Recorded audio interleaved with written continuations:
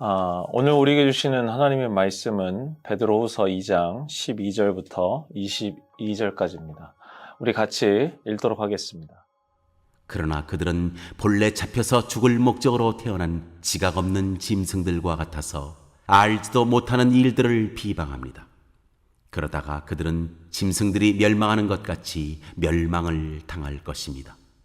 그들은 자기들이 저지른 불의의 값으로 해를 당합니다. 그들은 대낮에 흥청대면서 먹고 마시는 것을 낙으로 생각합니다. 그들은 티와 흠투성이 인간들입니다. 그들은 여러분과 연회를 즐길 때에도 자기들의 속임수를 꾀하고 있습니다. 그들의 눈에는 간음할 상대자들밖에 보이지 않습니다. 그들은 죄를 짓기를 그치지 않습니다. 그들은 들뜬 영혼들을 유혹하며 그들의 마음은 탐욕을 채우는 데 익숙합니다. 그들은 저주받은 자식들입니다. 그들은 바른 길을 버리고 그릇된 길로 갔습니다.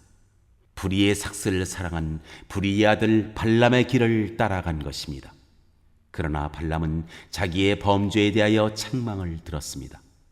말 못하는 나귀가 사람의 소리로 말하여 이 예언자의 미친 행동을 막은 것입니다. 이 사람들은 물 없는 샘이요 폭풍에 밀려가는 안개입니다.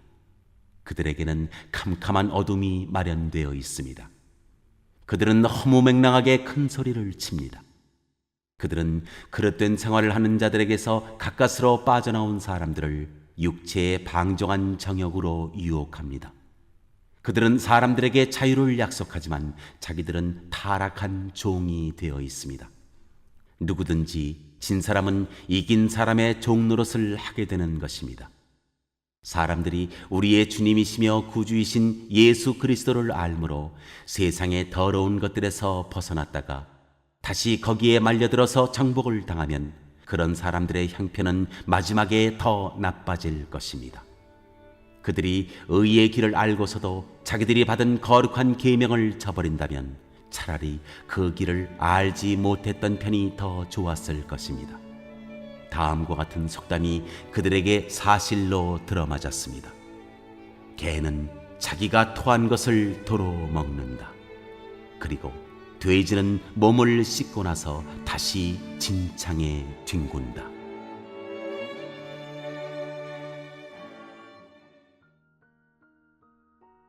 예수님께서 하늘로 승천하신 이후에 사도 베드로가 처음 사역을 시작했을 때 3,000명이 넘는 사람들이 회심을 하며 하나님께 돌아오는 기적이 일어났습니다. 한평생을 어부로서 배 위에 보냈던 사람이 수많은 사람들 앞에 나아가 복음을 전하는 모습은 그 당시 예수님을 믿지 않던 유대인들이 볼 때 매우 신기한 광경이었습니다. 베드로는 유창한 말로 그들을 설득하지 않았습니다. 오히려 복음 안에서 그리스도가 우리들을 위해 무슨 일을 하셨는가, 십자가에서 이루신 구원의 사건에 대해서 그는 강론하고 설파했습니다. 그때마다 어떤 사람들은 베드로의 출신을 이야기하며 수군대기도 하였지만 사람들은 어부의 겉모습과는 전혀 다른 담대하게 복음을 전하는 베드로에게 매료되기 시작했습니다. 초대교회는 이렇게 시작이 되었습니다. 사도 베드로와 요한 안드레를 필두로 하여 그들은 믿지 않는 유대인들을 향해 순회 선교를 하기도 하고 예수님을 믿기로 고백한 그들과 공동체 생활을 하면서 예수님이 가르쳐 주신 말씀을 나누었습니다. 그 결과 초대교회는 폭발적으로 부흥하기 시작했습니다.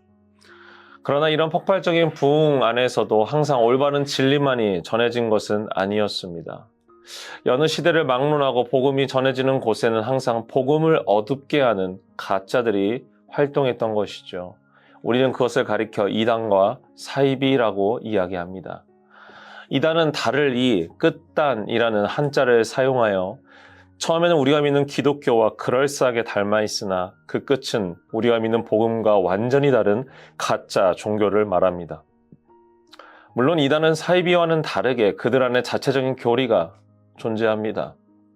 그러나 그 교리라는 것도 결국 마지막에는 그리스도로 이어지는 것이 아니라 그들의 교주나 혹은 엉뚱한 대상으로 이어지게 되는 것이죠.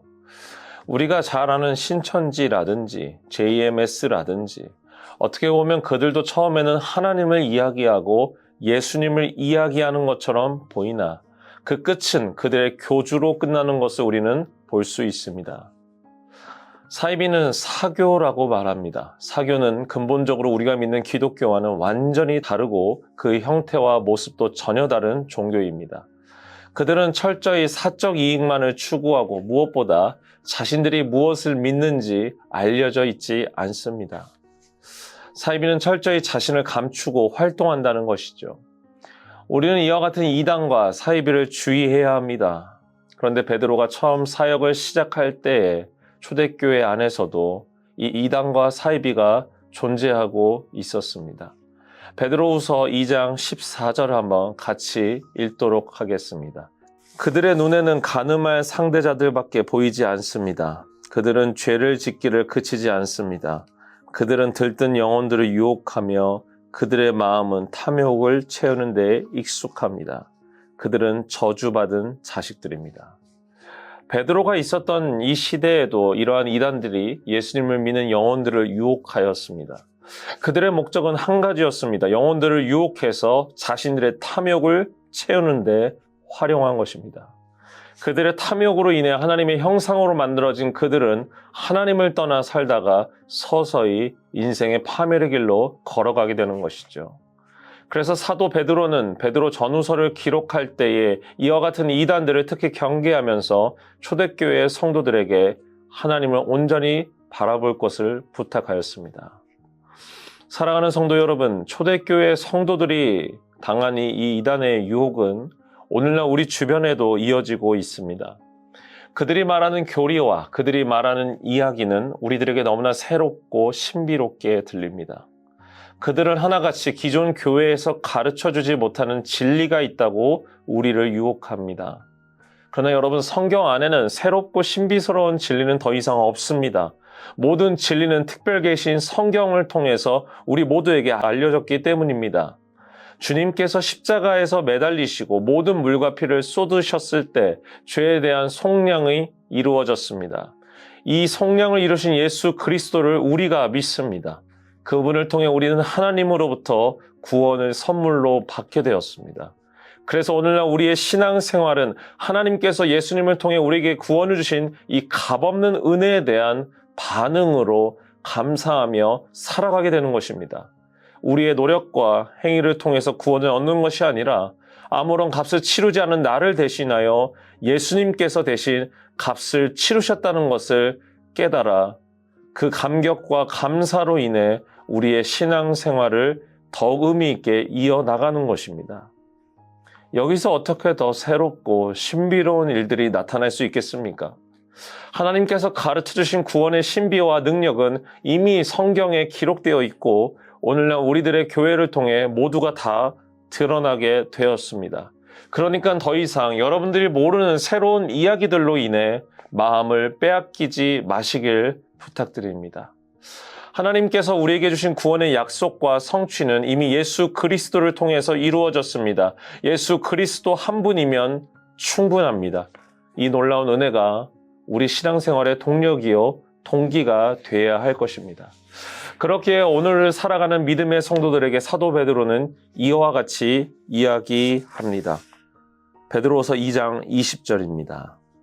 사람들이 주님이시며 구주이신 예수 그리스도를 알므로 세상의 더러운 것들에서 벗어났다가 다시 거기에 말려들어서 정복을 당하면 그런 사람들의 형편은 마지막에 더 나빠질 것입니다. 초대교회 성도들이 넘어졌던 모습 안에는 그리스도를 알므로 자유를 얻었던 자들도 있었습니다. 그들은 죄의 노예로 살다가 그리스도로 인해 해방을 얻게 되었는데 이단의 미혹으로 말미암아 다시금 더 불행한 모습으로 전락해버리고 만 것입니다. 우리 사랑하는 미랄의 성도 여러분, 지금은 초대교회 때보다 더 이단이 활개를 치는 시대입니다. 각종 미디어와 SNS를 통해 그들은 전혀 이단처럼 보이지 않게 위장을 하며 우리들에게 다가오고 있습니다. 특별히 우리의 자녀들에게 다가오고 있습니다. 이러한 때일수록 우리는 베드로 후서의 말씀을 기억하며 우리의 신앙을 온전하게 지켜야 합니다. 우리의 신앙을 온전히 지킬 때 그리스도께서 우리에게 온전한 진리를 허락해 주실 것입니다. 우리 함께 기도하도록 하겠습니다. 사랑의 하나님 아버지, 감사합니다. 참된 진리이신 예수 그리스도가 우리를 보호하시고 전해주신 말씀 가운데 우리를 온전히 지켜 주시옵소서. 무엇보다 다른 유혹에 넘어지지 않도록 붙잡아 주셔서 우리가 온전히 그리스도를 본받아 하나님을 바라볼 수 있도록 우리들의 마음과 우리들의 영혼을 주님께서 지켜 주시옵소서.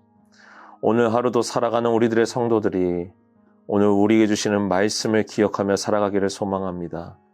주님, 진리 되신 예수 그리스도 안에서 참된 자유를 맛볼 수 있는 저희들 되게 하여 주시옵소서. 주님께서 오늘 하루도 붙잡아 주시리라 믿사오며 사랑이 많으신 예수 그리스도의 이름으로 기도합니다. 아멘.